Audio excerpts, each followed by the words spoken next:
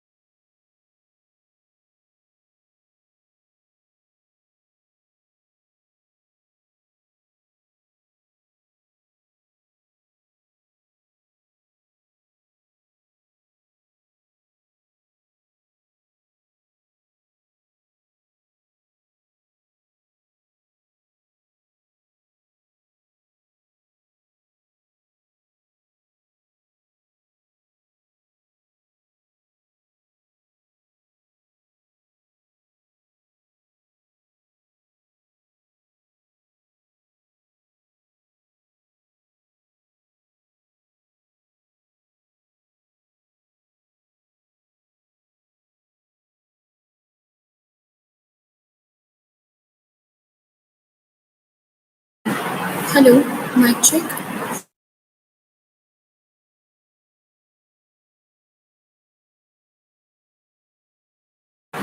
Hello, check, check.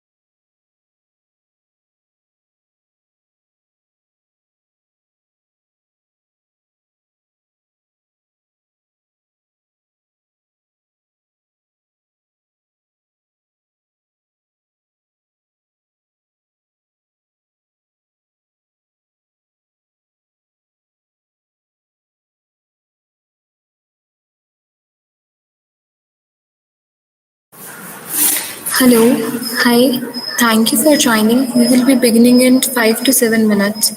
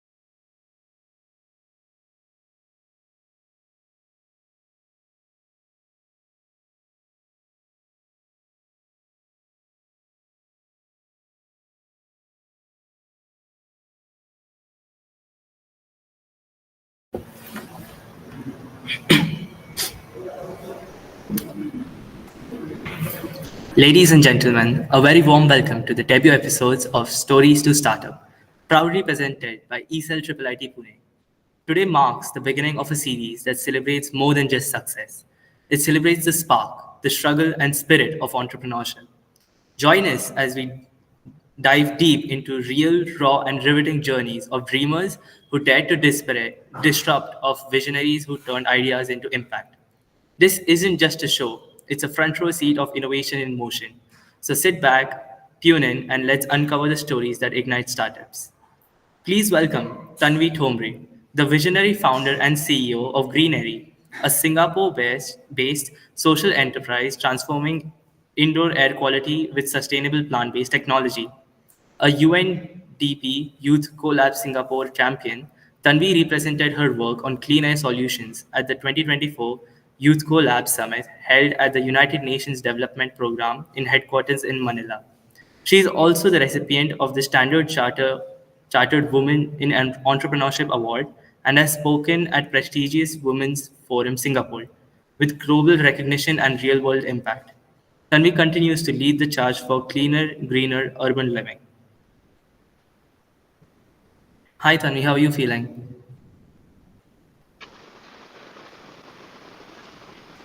Hi. I'm feeling good. Thanks for the introduction and glad to see the rest of you. So let's start then.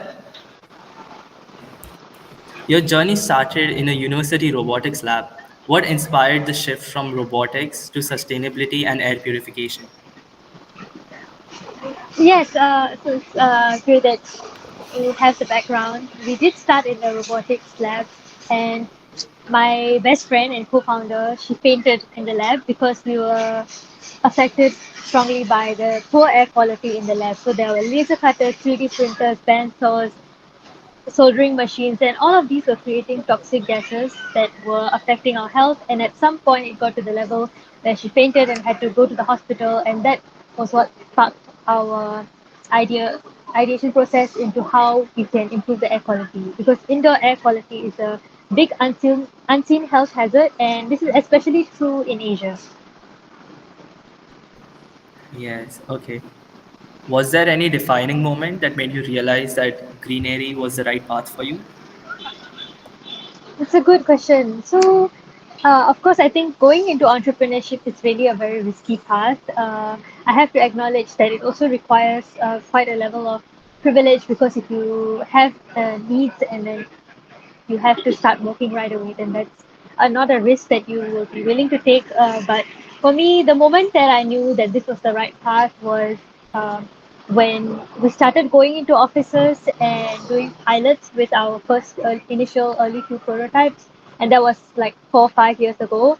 And the reactions from the people in the offices were really positive. So a lot of them grew attached to our towers. They said, "When are you bringing them back?" And it became more than just indoor air quality. It became about indoor wellness. It became about that attachment that they had and the mood boost that they got from having our towers in the offices. And that's when we realized, okay, there's something to this, and that's how I decided to dedicate another 2 years of my schooling education into doing my masters to look specifically into the science behind the product.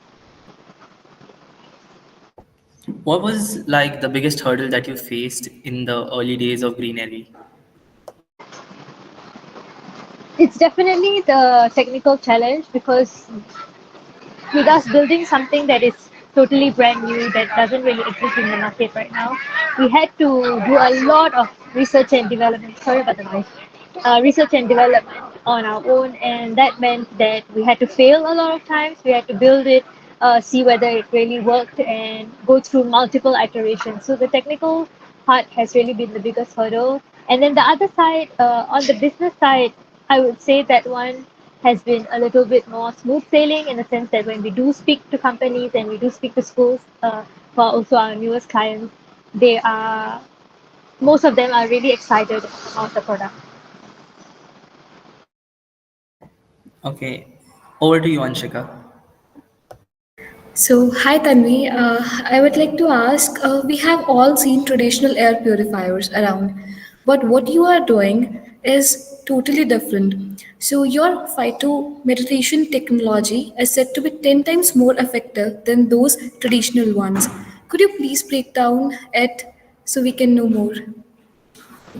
Hi, Anshika. Yes, so we create the ideal conditions for the plants. You know, in many parts of the world, there's a huge focus on precision agriculture, in which they are finding the exact water levels, lighting levels, ventilation levels, the types of species, the crop seeds that they use, all these things, so that, for example, the cabbages can grow bigger and the crops that are harvested, the yield is better. In the same exact way, we create the ideal conditions, but instead of optimizing for the crop yield itself, we are optimizing for the air purification. So, So we have found yeah. these, yeah, ideal conditions. Okay, so beyond air purification, do we see potential for Greenairy's technology to be integrated into smart cities or other environmental initiatives? So beyond just indoor air purification, there's something new that we have recently ventured out to, which was microgreen farming, and this was to teach younger children about urban farming and sustainability through a very fun hands-on way, and to get them to just get a taste of the topics surrounding it. Because in urban cities, I think a lot of children, they don't even realize. I think India is really great in the sense that there's that connection to nature, and you do know exactly how your food grows. It's all around you. But in Singapore, what we noticed was that a lot of the younger kids, they had this misconception that food came from the supermarket, which is a really damaging belief, because then they stop valuing the food that they eat. Then they don't understand why food waste and is such a big issue, and why uh, the food that they get is so valuable. So in that sense, we had to kind of recreate that connection to nature, and to recreate that value that the resources around us have. So within that topic, we also have a platform that teaches them about the value of food, land, water, all these other topics that are related to sustainability. Okay, so how do you see your modular plant towers transforming urban spaces, especially in offices or schools? So a lot of the offices that we have done the air quality testing for, done the pilots for, a lot of them, their reactions are quite evident, in the sense that once we test the air quality, a lot of them have feedback like, oh, no wonder I feel lethargic when I step into this room, when no wonder I have sinus when I step into this room, or it's no wonder it's stuffy in this particular room. Like, they do feel the effects that is happening due to the air quality, but they're unable to pinpoint exactly what is the pollutant, or what is the problem that is happening. So once we do show them that data, and we do the breakdown for them through our initial air quality consultations, there is that immediate change. And then secondly, once we have the towers in the space, the transformation is in that the well-being of the people in that space is boosted. So one is definitely the air quality. They can feel the difference, Okay. and they can feel the difference in their health, their productivity, and their overall mental health as well. Because everyone loves having plants in nature, in the office and around them. Yeah. So this is the gap that we want to fill as well, like in terms of bringing urban greenery. In fact, a lot of places, I would say, a lot of offices already have urban greenery. We just want to make that process simpler and more effective. That's amazing, Tanvi. Over to Yeah, I mean, I would like it too if my labs had a few more plants. This feels too mechanical as well. So, yes. Now, about entrepreneurship. As a young entrepreneur, what advice would you give to someone who's trying to build a startup, especially in the sustainability sector? Hmm. I would say the first thing about entrepreneurship is just start. So most of us in our lives, we have noticed problems that affect us day to day. I think that's the perfect place to start saying, okay, are there other people who also face this problem? What are things that are being done about it right now, and maybe do I have the right skill sets to try to come up with a solution, and is this the right timing for me to going down into entrepreneurship or for this product to be in the market. So I think with a consideration of all these things, I would say just start small. A lot of entrepreneurs, I think, yeah, they face the problem and then they start with something that's like a very minor. For example, even for us, actually, we didn't start with our air purifying plant ours. After we faced my friend's healthcare, we just started with a very simple, like we had a plant pot and we put a very small, cute face on the plant pot to show if the air quality was bad. So when the pollution level rised, the plant face got sad, and we were hoping, okay, this will raise awareness of this unseen health hazard, and more people will start to want to do something about it. So that was just like a very small way that we started working on it. And when we started sharing this with during competitions, we started getting more and more good feedback and more traction, and that was an easy, like, organic way to grow. I would say, yeah, just it's a very cliche advice, but I would say, like, yeah, just start with something small and see the problems that you face in your day to day. So it's kind of like having a small plant and then watching it grow into a tree. Yeah, exactly. That's a good analogy. Okay. So do you think sustainability focused startups face different challenges compared to traditional tech startups?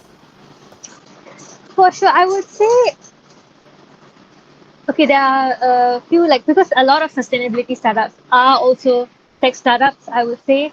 And then there's another angle of it where a lot of sustainability startups are also social enterprises, so they have that other element. I would say the tricky part is balancing the doing good and the doing well. So I mean, this is also another cliche piece of advice, right? Is that you have to do well before you do good. So you can't just be pursuing that long-term benefit that your product has before ensuring that your business model is sound and that people really want to buy your product. So I would say that's one challenge that sustainability startups have in terms of, yes, I need to make sure that I am eventually my net contribution of this product existing in the market is positive. Some I know there are a lot of products that tend to do like greenwashing. It's maybe if, I think an example was the Starbucks.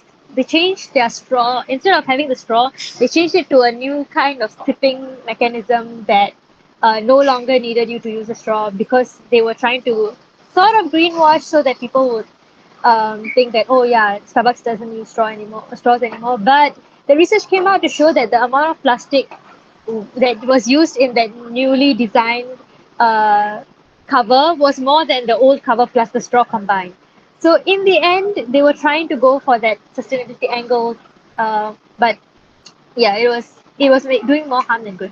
So I think one is you need to ensure that your business is actually something that people want, and secondly is to ensure that you're also doing things that are actually sustainable and make sense in the long run. Okay.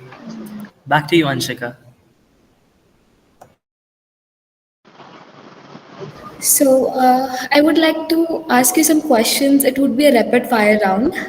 So, Okay, please enjoy. Yeah. So, plastic free or carbon neutral? plastic free, Okay. So, indoor plants or rooftop gardens? indoor plants. Bike or walk? Ooh, walk. Walk. Or DIY or buy? Ooh, this is tricky because Yeah. buy but buy less. Okay, nice. Paper straws or bamboo straws? Bamboo straws. Okay. Nature Hard or one. city? What you would like? Ooh, Living in city the in nature. city. I think Okay. yeah, it's on brand Okay. for yeah, shade Okay. color. So, farm or gardens? Hmm. Farm. Yes, Okay. like yeah. So, Yeah. Thank you. That's very Means I did, interesting. yeah, yeah. Over to you. Okay, so I would like to ask a few questions about like the future, the future vision of Greenairy. Where do you see Greenairy in like the next 5 years, and are there any plans for expansion or innovations? Yeah. So in the next 5 years, I mean, of course, we hope that our plan is for more offices of all types. So not just like traditional offices, but co-working spaces, salons, hotels, gyms, maker spaces, factories, all of these places where there's creation of these toxic gases, and also places with vulnerable populations like schools, nurseries, elder care homes, hospitals, clinics, confinement hotels. All these areas can all have our plant towers so that they can both improve their health and also the general productivity of the people who are using those spaces. And on the other note, like as a company, our vision is not just to be a manufacturer of towers, but our actual long-term vision is to be a data and research company. So as we deploy more towers, we want to collect more data on which are the ideal conditions across different conditions. So every time if your office has matching conditions with another office, our algorithm knows that okay, these are the plants that I have to recommend for this space. These are the ideal like lighting levels, water level, airflow levels that we have to use in this particular tower so that you get the most out of the indoor nature that you already have in your office. So right now we have this data based on our previous 4 years of research, but the more that we deploy these towers, the algorithm will keep getting better. So that is our long-term plan and goal so that we can expand. And between countries as well, for sure. So Singapore is, of course, a good test bedding location, but beyond that, in the rest of Asia, I know India as well, the air quality has been a really hot topic, and a lot of people have been discussing it. So that's definitely like when we had booths with other Indian startups, a lot of them, especially from India, China, Vietnam, and Indonesia, a lot of these people they approached us and they were like, "Oh, we really need the towers in our spaces because the air pollution is getting out of hand and it's really affecting us." So definitely, we would love to expand beyond Singapore into Asia, especially once we know the exact profile of the air pollution in those places. I would love to have one of those adaptable kind of towers here Yeah, as well. It right. it would Yes. help with the air quality a lot. I face it day to day myself too. Your first partner. Oh. I'm sorry, your voice cut off. Could you repeat? Oh, sorry. Yeah, yeah, yeah. You'll be our first partner once we are ready to do that expansion. Yeah. What's one sustainability myth that you wish people understood? Hmm, that's a really good question. I think there was this really interesting game that my friend was telling me about. And in that, the dilemma they gave a lot of different dilemmas, and one was like, okay, maybe you oh no, okay, you left the house and you realized that you left the lights on, and in which scenarios should you go back to turn it off? So if you have already drove to work, is it worth it to go back like with the emissions? If you have cycled and you are going to cycle back, then is it worth it? If your lighting runs on solar power, if it runs on fossil fuels. So there are so many conditions. I think one myth is that it's a very okay, maybe this is not a very strongly belief, but I think it's just like, oh, you have to focus on this one thing in your life. But I think the the the thing that I believe is like sustainability is a very multifaceted issue, and having awareness of the habits that you have day to day, even within different aspects. So it's not just at home, right? That's yes, that's a way that you can contribute, but beyond that, in your role at work, in your role as a student, even there are lots of ways that you can contribute because of how multifaceted sustainability is.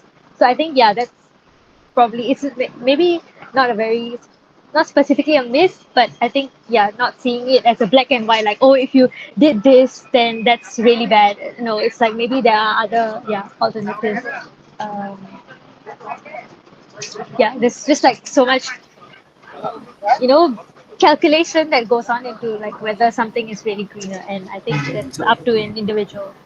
so it's more like a spectrum rather than just Yeah, yes or no. yeah, because a lot of people they sometimes feel like I noticed this between other people as well. Like, they feel like if they cannot give themselves the label of like, oh, I'm sustainable, like, yeah, maybe okay, I cannot become vegetarian every day, but just having a meat-free Monday is already a great way to start. So you don't have to be like all in or just like say that oh that's not my label so I won't do anything about it. So yeah, I think everyone has a part to play and it just depends on which aspect. Like if you stop buying fast fashion, if you stop like yeah eating meat, there's many different ways. Take more public transport, that many different ways that you personally can contribute. And even at work, like if you advocate like okay at work we want to go paper free, there are many small things yeah I think an individual can do because of how multifaceted the whole topic is. Okay, thank you for those advices. I'll make sure to implement some of those in my day-to-day life as well. Yeah. Okay. So you're doing great Anshika, actually. Yeah. Anshika would like to ask some audience questions now. Ooh, okay. Yes. So first, our first question would be ki how do you recognized all those competitors in the beginning? Oh, good question. Actually, our competitor is what got us started.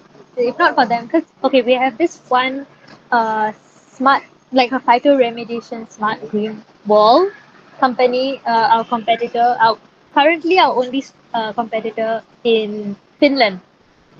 And if not for them, they started about like 10 years ago.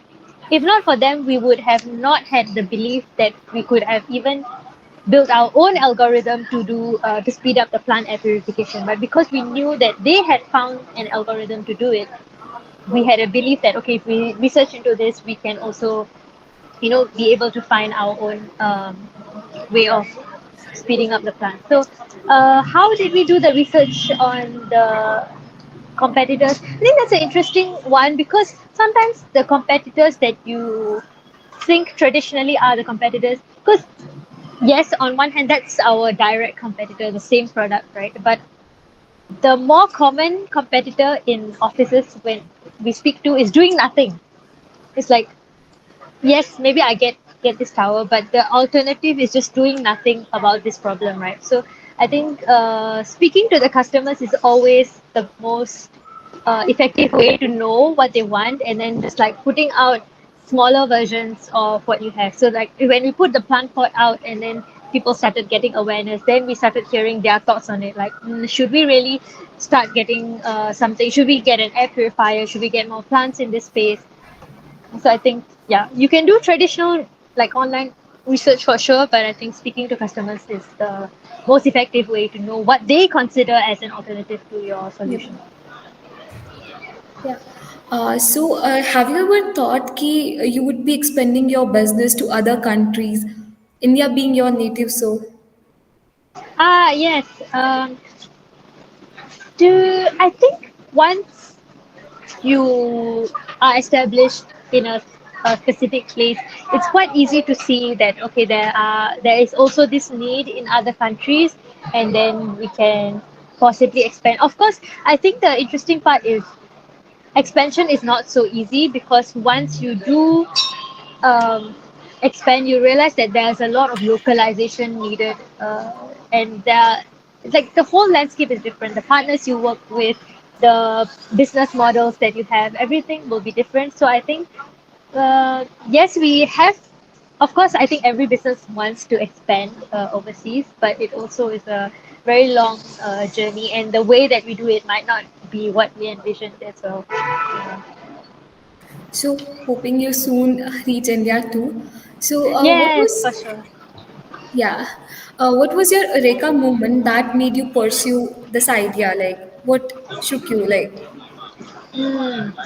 Yeah, other than, I think my friend's healthcare was the first thing that made us realize the problem, and then the masters was the one that helped me. It's like parts, right? Yeah, helped me realize like, okay, this technology is actually viable. Because when I first started my masters, there was no guarantee that I could find the algorithm to speed up the plant air purification. It's just like we were slowly, it was a very iterative process of finding, okay, we tweaked the lighting levels a little, we tweaked the water levels a little, and then we looked at a lot of the reference and the research from all over the world. Okay, this plant species looks to be good for this particular pollutant. So there was a lot of this.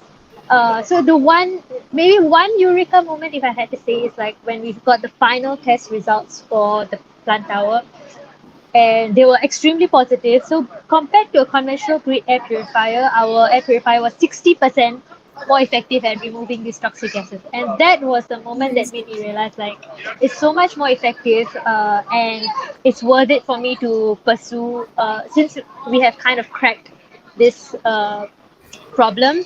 It's worth it for me to pursue because it will make a lot of impact in people's lives.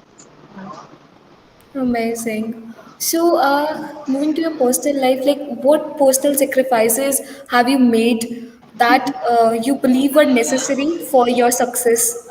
And would you continue it, or like what's the current scenario? Right. That's a great question because I feel like, yeah, the personal sacrifices have been way too much. I think, like, a lot of people say that it's almost like a joke with me and my founder friends. It's like we left the 9 to 5 to work 24/7, and I feel like that's so Oh, true because when you found like as an entrepreneur, you can't just say, "Oh, I'm taking leave," or I'm going to be offline for a bit. This it's your baby, and you can't really like. I mean, yes, the goal is at some point in the future, once you have done well enough, that you would have a team that is capable to run this thing without you.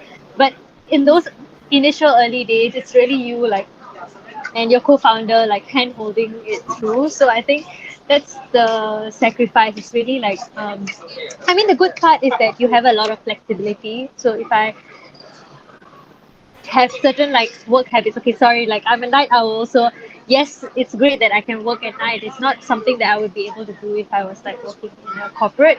But at the same time, it's not it's not like I like my weekends.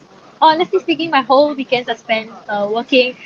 All my evenings are spent working. Like it's just yeah, I think it's very intense in those early days. So I think it's something that for like yeah, a lot of people who are considering entrepreneurship should know beforehand. Yeah, the sacrifices that they will probably have to make. oh, that's great. And what are the some small impacts we can make in our day-to-day life so that we can move towards more sustainable environment? That's a great question. Actually, right, like that this is something that we have been thinking a lot about as well. Like we're currently building a sustainability platform that kind of helps people know what are the actions that you can take in your daily life. For example, like, and I think the important thing is not just to know what are the actions, but also how do those actions score in terms of each other. So you want to make an informed decisions, like what I was mentioning earlier. Like if I start taking the train instead of the car or the rickshaw, how much would that difference would that make? Because and that depends on also how long your usual journey is. If I go, I know most of the Indian population, a lot of us we eat veg often, so I guess that's not a big thing. But just I think day to day, we are currently like trying to build this sustainability platform that will show the different things that you can do day to day, and it depends a lot on your like yeah general daily habits. So once that's out, I will share it with Om, and then you can look at that. It will probably be on our website like greenairy.sg. It will be part of that. So look out for that. But I mean, yeah, I think I did mention a few of those things that you can do. On that note, also for homes, I would say if you to reduce the levels of pollution in that accumulate indoors, I think having for the dust situation, I feel like every home should have a HEPA-based air purifier, and also try to ventilate so that the gases indoors, like the CO2 especially, doesn't accumulate as much. Yeah, that's a great idea, but then there's also the fact that it's not really feasible for a middle class family and everyday day to day to be able to Mm, afford that bigger HEPA filter. that's So, that's very true. Yeah, that's very true. I think mm, on the scale of like, I think there's this 2 tons requirement that countries have to meet so that climate change doesn't worsen. And on the scale of that, I think India is very low. Like the per capita contribution, carbon contribution of the Indian population is actually very low. Because I think it is near 2 tons. Maybe like I think it's 4 tons. On the other side, like the urbanized cities, I think very embarrassing. But I think Singapore is at 17 tons, which means like we actually need to do a lot more to meet the requirements. So I think it's like not fair to put that responsibility and that burden on families who are already what's that, not contributing so much. yeah, I think as India gets more developed, we might see that figures rise in the future. Yeah, for sure, for sure. But I think it's still. I mean, this goes more into like I think global equality, but there are definitely countries and companies, especially that are the major contributors. So whenever we do think of like, for example, I used to like strictly go straw free, and even at my own expense, right? So I would bring around my tumbler, and no matter what the drink was, I would get it in that, and I wouldn't get the straw. At some point, I was like, okay, you know what? The long term. I mean, now I still try to do that, but I still take the straw time to time because I think about like, okay, long term, the companies who are contributing to the pollution should be the main, like, are the main, what's it? It's like if we boycott these companies, that's probably the strongest individual action that we can do compared to like, if I save one straw. It's like just, yeah. Yes, I get what you Yeah. mean. It's Mm. like they are like the larger chunk that's contributing. Yeah. Mm. So day to day, you can take some small actions, but I think that's like the more powerful thing to do, just like boycott those companies. I think, for example, there was somebody who did an audit on trash that ends up in the ocean, and almost 90% of it was like Coca-Cola bottles. I forgot which country this was in, but either way, there should be some like tax or externalities or some fine on the companies that are creating such levels of pollution, right? So yeah, I think on day to day you can tell people like, okay, don't drink the Coke. Yes, but I think yeah, it's just not supporting such companies is the stronger thing that you can do. That is true. We do need to have like stricter checks on corporate, especially big corporations. We need to keep them Absolutely. in check, and there must be some committee that should be founded to keep that. Yeah, they're just like getting all the profits without having to pay for the damage that they're doing. Exactly. We have a question from Atharva. What's the hardest decision you have had to make as a founder, and how did you approach it? I feel like the hardest decisions are always when it comes to people. Like my team is great, and I wouldn't be here without them. But at the same time, I think a lot of the times on whether to get someone on board the team or to stop working with someone, that's always a difficult decision to make because you're like, okay, try to see the potential, and but at the same time, yeah, I think we have had a lot of like painful losses of team members who are just like either they don't align with our thing or they are just not very consistent. So I think that those were probably the harder decisions compared to like the practical decisions. I think there is a metrics that you can use to see like, okay, should I incorporate this feature in my product or not? But yeah, when it comes to more in like these more intuitive decisions, I think those are a little bit more tricky, but you probably get the hang of them, like, or you get the sensing, and your sensing is more right as time goes on. Okay. If you weren't a startup founder, what would be your alternate career option? Mm.